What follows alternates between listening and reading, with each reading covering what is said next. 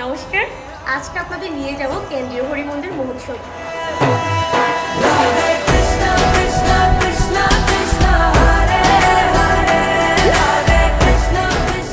তো আমি যাচ্ছি কক্সবাজার জেলার চকরিয়া কেন্দ্রীয় হরি মন্দিরে। এই মন্দিরে প্রতি বছর মাঘ মাসে 16 প্রহর ব্যাপী মহোৎসব হয়। এই বছর মহোৎসবটি শুরু হয়েছে 16 জানুয়ারি বৃহস্পতিবার সন্ধ্যায়, শেষ হয় 19 জানুয়ারি রোববার সকালে।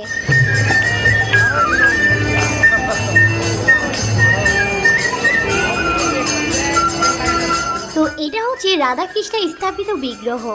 এই বিগ্রহ ঘিরে এখানে বছরব্যাপী সব ধর্মীয় অনুষ্ঠান আয়োজন করা হয়। দুর্গাপূজা থেকে শুরু করে সরস্বতী পূজা কোনোটাই বাদ যায় না। এই যে দেখছেন, এটা ক্ষেত্রপাল। এখানে ক্ষেত্রপাল উৎসবও পালন করা হয়।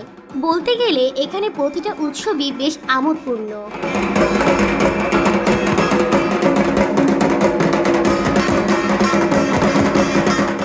এইবারের মহোৎসবে সবচেয়ে আকর্ষণীয় দিক হলো ডিজিটাল কীর্তন কুঞ্জ। নতুন আধুনিকতার অংশ হিসাবে প্রথমবারের মতো এখানে ডিজিটাল কীর্তন কুঞ্জে কীর্তন আয়োজন করা হয়, যেটা চকরিয়া তথা কক্সবাজারে আমার মনে হয় প্রথমবার। এইরকম কুঞ্জে আমি প্রথমবার কীর্তন উপভোগ করার সুযোগ পেয়েছি। এর জন্য অবশ্যই eventparty.com-কে ধন্যবাদ।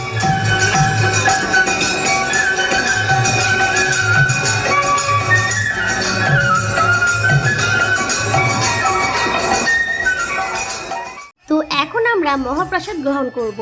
বেসিক্যালি আমার মহাপ্রসাদ খুব ভালো লাগে, কারণ হলো এটি ঘরে একদমই রান্না করা হয় না, ফলে মহোৎসবে মহাপ্রসাদ আমি খুব একটা মিস করি না। তবে বেশি ভিড় থাকলে বাধ্য হয়ে মিস করতে হয়, যদিও এবার কিন্তু মিস করিনি।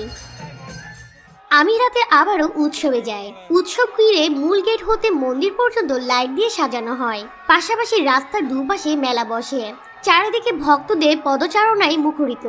বলতে গেলে পুরো পরিবেশটা মনে প্রসাদী দেওয়ার মতো করে সেজে উঠেছে।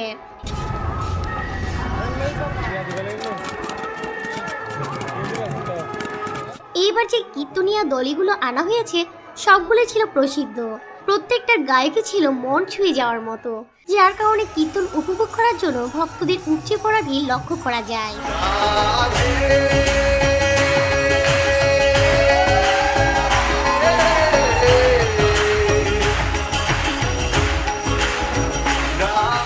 রাতে ভক্তদের অন্নপ্রসাদ বিতরণ করা হয়। আমিও অন্নপ্রসাদ গ্রহণ করি। তো চকরিয়া কেন্দ্রীয় হরি মন্দিরের এবারের মহোৎসবটি কার কেমন লেগেছে জানি না, তবে পার্সোনালি আমার অনেক ভালো লেগেছে। আপনিও যদি উপভোগ করে থাকেন তবে আপনার কাছে কেমন লেগেছে কমেন্টে জানান। ভালো লাগলে ভিডিওটি শেয়ার করুন, এতে আমারও ভালো লাগবে। এত সুন্দর মহোৎসব উপহার দেওয়ার জন্য পরিচালনা কমিটিকে ধন্যবাদ। সেই সাথে ভিডিওটি শেষ পর্যন্ত দেখার জন্য আপনাকেও ধন্যবাদ।